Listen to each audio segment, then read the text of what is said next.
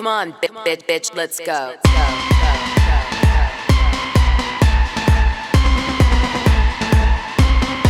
Come on, get ready, bitches. You haven't seen nothing yet. Come on. Valentino, Versace, Lamborghini, Bugatti. I got money to burn. I'm single and I'm naughty. Come on. Tiffany's, Cartier, Gucci, Armani. Come on. Break out your black card, boys. It's time to party. So some of you might have heard Teresa Giudice go on Entertainment Tonight with Bryce Sanders and say that Namaste Bitches is over. She, I think, announced it around May 10th or 9th. Actually, I recorded the show you're about to hear a few days before the announcement was made by Teresa that Namaste Bitches was no more. Her statement to Bryce was, as I recall it, that Melissa Pfeister was pregnant and wanted to focus on her pregnancy, and Teresa Giudice was going in a different direction, and she sort of glossed over that part. You can go listen to Bryce's interview if you want to hear about that. But I wanted to say that that isn't the story that I heard, and today's show is about what I was told from two different people happened with Namaste Bitches. And Melissa Pfeister and Teresa Giudice, which has been on the fan base's mind for a long time, my mind also. So before we put this in a nice little bow, as we like to do in the press, I thought I would tell you the other story of why Namaste Bitches ended. I do this not to cause a rift or drama. I do this because there was a really important message that Namaste Bitches started with, and that was to elevate women up and women supporting women and to be peaceful and all of these wonderful things. And I think there's a huge irony with the true story of what happened with this show, given its initial mission statement. And so that's why I'm doing the show today. Come on, bitch, let's go.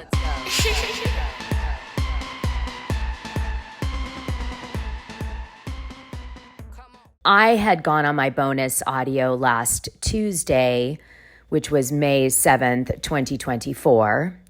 And I had said that I was completely disappointed with the fact that I found out that Melissa Pfeister's show, Namaste Bitches, that she had with Teresa Giudice, they started it 2 years ago, was not going to continue any further. So the last episode that they actually recorded was 4 weeks ago, and funny enough, it was really surrounding the theme of what caused Teresa to start this podcast in the first place with Melissa Pfeister, which was supposed to be about namaste, women empowerment, and helping women, including each other, rise to higher levels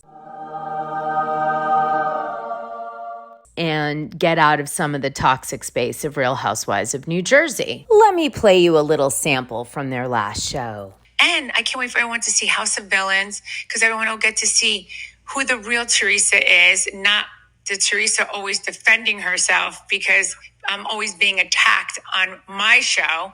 And it's sad. It's like, instead of people living their, authentic, happy lives that they claim they have, and not trying to hurt other people's lives. Because, Liz, you see how I am. Like, I want to raise other women up. I'm all about women empowerment.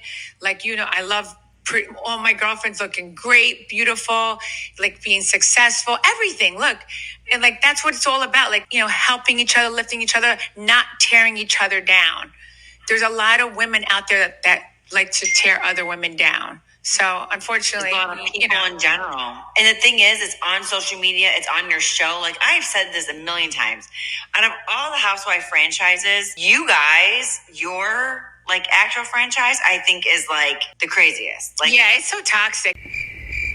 And that's the thing. And who knows how much it could keep going this way, just because I heard Andy Cohen just put something out there. Hold on. Yeah, he just put something out there, which I didn't. Oh, yeah, right here. Andy Cohen says the way Real Housewives of New Jersey was filmed this year with no interaction between, and he says 3 names, myself and 2 other names, which, I'm not saying because, I don't want to get, people can connect the dots. We can't talk about, our cast members, but this is something that Andy Cohen said will not be sustainable for the future of the Real Housewives of New Jersey. Yeah, of course, I see that too. So obviously, this lands very different after last week's show, episode 181, where we found out that Teresa's team, and Teresa sometimes, and Jennifer Aiden sometimes, was communicating with a woman named Gabriela who was incentivized to help them put out messaging that would hurt their other cast members that they didn't like on The Real Housewives of New Jersey, and get tabloid stories out and create drama and dig up dirt that would create drama on the show with the support of the producers, I have no doubt, and their teams, etc., all for the good of creating this drama, which goes against this statement that Teresa is saying here. Because if it isn't clear in what I've said so far, this is definitely women hurting women and not lifting each other up. Now, what makes this all the more dramatic is that it turns out that the whole time that Melissa Pfeister is sitting there with Teresa, having this conversation about women empowerment and eliminating toxicity and all this crap, the truth is that Melissa Pfeister and Teresa Giudice's relationship has completely broken down. And there's huge betrayals that are happening, and the fan base is aggravating them and magnifying them. Now, we're going to get into the detail, and I am going to finally try to tell the story from multiple viewpoints of what happened really between Teresa Giudice and Melissa Pfeister and Jennifer Aiden, who's also intertwined in all of this, and of course, the Teresa quote-unquote team. Now, who have I asked to do that with me today? Probably a little bit controversial. I asked Gabriela first and foremost because Gabriela was being paid to run the Namaste Bitches Instagram feed. You probably didn't know that in addition to enrolling her to help with all these narratives on social accounts, etc., she was also formally running the Namaste Bitches account. So when you as a fan reached out to the Namaste Bitches to communicate with Teresa or Melissa Pfeister, sometimes you were actually communicating with Gabriela, who was running this account to promote the Teresa Giudice and Melissa Pfeister podcast, because she was really part of this social media team that Teresa had set up, and this kind of fell in line with it. And by doing that, she was working very closely with Melissa Pfeister. So again, Gabriela's in the thick of it. She's communicating with Melissa Pfeister. She's running the Namaste Bitches account. She's talking to Teresa for her narrative and her storylines and getting things out about cast members and hearing all the different takes from Jen Aiden and Teresa Giudice and Jem and all these people. And she's also running that story. So it's all very seamless with Gabriela. So she's got a really unique viewpoint about what happened between Teresa Giudice and Melissa Pfeister. But beyond that, there's a girl named Linsey. Who's Linsey? Good question. Linsey is a friend of Melissa Pfeister. She was with Melissa Pfeister at the Teresa Giudice live that she did. That is going to be another plot point on the show. It's a big spoiler. We go into more detail about that shoot day on today's show. That's going to come up on the upcoming season 14. Yet another spoiler for you guys. Linsey was there for that. Now, Linsey was also important for another reason, which is she was with Melissa Pfeister through the whole BravoCon 2023. And I know everybody's ears are going to peak right up when they hear that, because they know that Tamra Judge and Teddy Mellencamp dropped a podcast, 2 T's in the pod, from BravoCon. And oh my gosh, it stirred so much because they witnessed Louis Ruelas yelling at Melissa Pfeister and Melissa Pfeister crying. They dropped the show. Suddenly the show is yanked and that part's removed. It's re-uploaded to their server for everybody to hear. There's a big change that happens, but too late. Everybody heard it, and people that was at BravoCon saw it because they were walking by Louis yelling at Melissa, and nothing is ever the same after that. But the question is, did it happen? Did it not happen? Why didn't Melissa speak up for herself? Why didn't she make a stand? Who's right? Who's wrong? Oh, this goes so deep.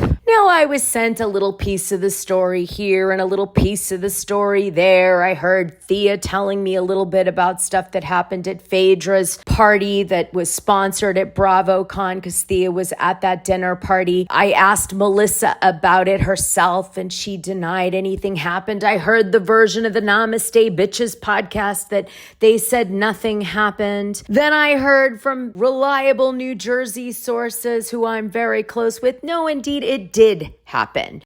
And then I heard from the New Jersey fan base evidence that it happened from different people who were at BravoCon and witnessed it, but just bits and pieces of this big story. And I was like, how can one measly argument cause all of this havoc and damage and nuke an entire show that two women, supposedly peace and women uplifting, created together? How could it blow it all up? How could this be this toxic again that it could blow it all up? And so I reached out to Gabriela and Linsey and I said, I want you to, in detail, with no bullshit, tell me exactly what happened between Teresa Giudice and Melissa Pfeister so I can finally know the whole story myself. And you guys are going to be privy to that conversation today for you to make your own choices about it. Now, I have a few more things I have to say before I start the show that are very important. Teresa and Melissa both worked really hard on Namaste Bitches, and that show was done on an RSS feed for 2 years with a producer named Pat, who also worked really hard on the show. And I need to mourn for a minute for both Teresa Giudice and Melissa Pfeister because I'm a businesswoman at heart, and I look at these two women and I realize that Melissa Pfeister put a lot of time in the graphics and managing the show beats and trying to keep the show anchored into like a structure. And then there's producer Pat, who's doing the editing and trying to fix the sound issues and be there to add like an added bonus of entertainment. And then there's Teresa Giudice, and she's bringing her usual charm and gossip and silly New Jersey shit. And they're doing different attributes in terms of the merchandise. Teresa's promoting it and Melissa's making it. And they're trying to do live shows to generate more income. And that's being put together for them. And they're going to BravoCon and promoting. And Teresa's doing product placement of Namaste Bitches on Real Housewives of New Jersey. So, I mean, all of this destroyed. And this was really surprising to me because I knew Melissa Pfeister before she was Teresa Giudice's co-host on her show. And I remember when that was all coming about. So the way that Melissa Pfeister and I met was she was trying to get me to go on her show's side piece because of Real Housewives of Beverly Hills. She wanted to interview me about the early season 1 through 3 of Real Housewives of Beverly Hills and some of my insider information. And at that time, I was not doing a lot of podcasts because I decided I wanted to do my own show. So I was very selective. I did Juicy Scoop and a few others. The point is that Melissa pursued me. And she wrote me a bunch of times about coming on her show with such really heartfelt messages that it made an impact on me. And so I decided to talk with her about it. So I called her and we had a really nice chat. And I had looked into her background, that she had been on the Food Network. She had dreams of being a professional, chef like Bobby Flay. And she tried to cook food that was healthy because she was into nutrition. But really her passion comes from a culinary background. She was Stanford medical certified in nutrition, and she did meal plans and everything, helping people to lose weight. She got married. She has 2 children that she takes care of. She is pregnant currently with another child. And we talked a lot about, her media career and some of the things that she was hoping to achieve. And she's very well articulate and intelligent, and she's fun to talk with, and she was very nice. And so I decided to do the interview with her. And so it was really fun. We had a nice time doing doing her show Side Piece. And I was really excited. And she just was really kind of covering different Bravo celebrities and getting into the tea because she loves the behind the scenes stuff. Well, then out of the blue, I hear that Melissa Pfeister has gotten an interview with Frank Katana and Joe Gorga. And this has happened because Frank Katana, I think,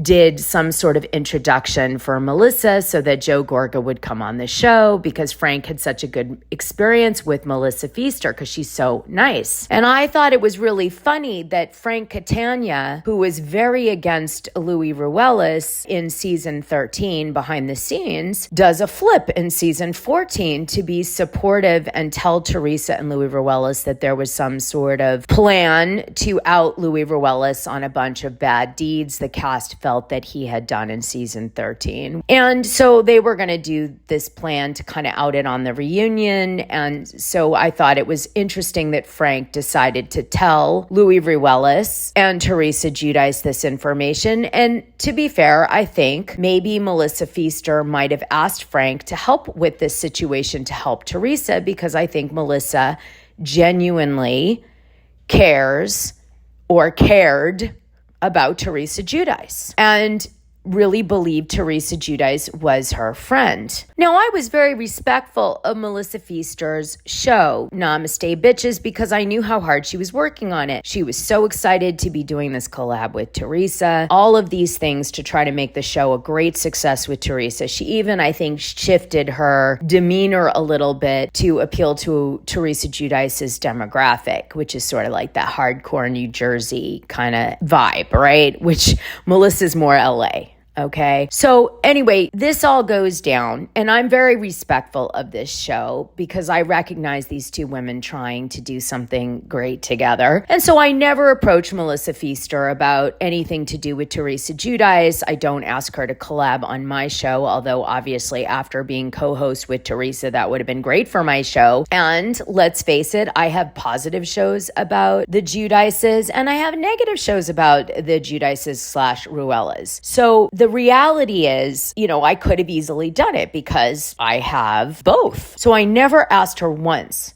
to come on my show out of respect for her and Teresa's entrepreneurial spirit in Namaste Bitches, which I was conscious to protect. I also never asked Melissa for any feedback regarding Teresa Giudice, except for once, and she had Teresa's back totally with that question I asked. There was a time that I was talking to the TRH girls about doing a collab after they had done a collab with Kim D. And I said to them, listen, check with Teresa first because I don't want to put you in jeopardy with her because I know you guys do a lot of tea spilling with her. You post about going to her house and all these things. So I don't want to jeopardize that relationship. So if she's not okay with it, you shouldn't come on my show. And we never collabed. I don't know if Teresa ever said anything to them. They never came back to me about that. And so we just let it go. But that's the kind of respect I have for people out here in this universe. So bringing it back around, I hear all this gossip. It's so crazy. I can't even believe my ears in some of it. And I go back to Melissa later in this process and say, is it true that this happened to you with Teresa? And Melissa says to me, no, it's all lies. I'm going on Namaste Bitches and I'm going to talk about it. But I'm thinking to myself,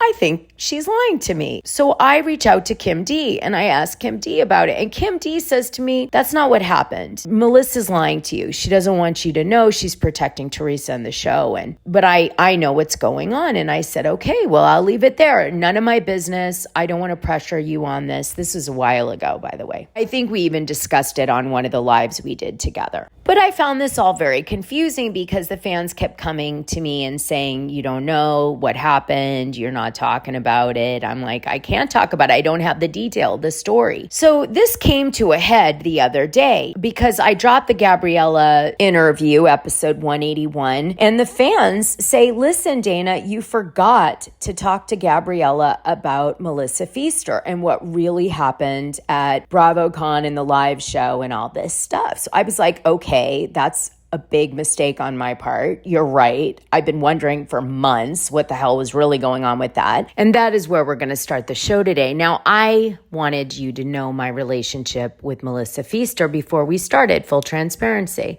I wanted you to know that I've never met Melissa Pfeister in person. We've only DM'd each other, spoken on the phone, and done a pod together, but I like her. And I also want to say that I don't not like Teresa Giudice either. I'm actually very disappointed that this didn't work out as I do this show. Melissa didn't put me up to this show. I told Melissa I was doing this show out of respect for her because I didn't want her to be blindsided by it, because I would never discuss what's about to be said on this show without her being aware of it. I also teased it enough that I'm sure Teresa's camp has probably heard about it too. So before I bring them in, I have one more thing I want to say. It came to my attention that Carlos King had said that there is just no way production would have worked with Teresa Giudice and Jim and these other people and cast members on coming up with storylines for the cast to do that are really, really dark and definitely ethically questionable. But it's kind of a gray space, right? Like, what's the dark space and what's the light space? Like, is cheating dark, or is, drugs dark? Or, what's the dark space here? I don't know, versus the light space. I also want to remind everybody of a Time article that I posted on my Instagram page a few days ago. Said Carlos King, before all of this went down, was bragging about how he was responsible for the table flip scene because he waited under the table with a book to hand Daniel that would send everybody over the edge and create the infamous scene where Teresa Giudice flips the table, which Danielle Staub orchestrated with the support of Carlos King. And at that time, he was proud as a peacock of his involvement of orchestrating a scene that seemed to be organic, but wasn't. And that is the way that Time magazine described it. So since Carlos King was one of the producers of The Real Housewives of New Jersey, by the way, excellent season, the reality is he's not the guy to comment on this because he's been in the dirty mud with the dirty people. Now, Carlos also announced quite timely that he was going to be doing a live show with Teresa Giudice in June. And I thought that was interesting considering what's come out and his commentary about it. And with that, let me get Linsey and Gabriela. For the full scoop, join the Dishing Drama Dana Patreon. The link is in this audio description. It's only $6 a month and you'll get the best information and tea about the things you care about and even the things you don't know you care about. What are you waiting for?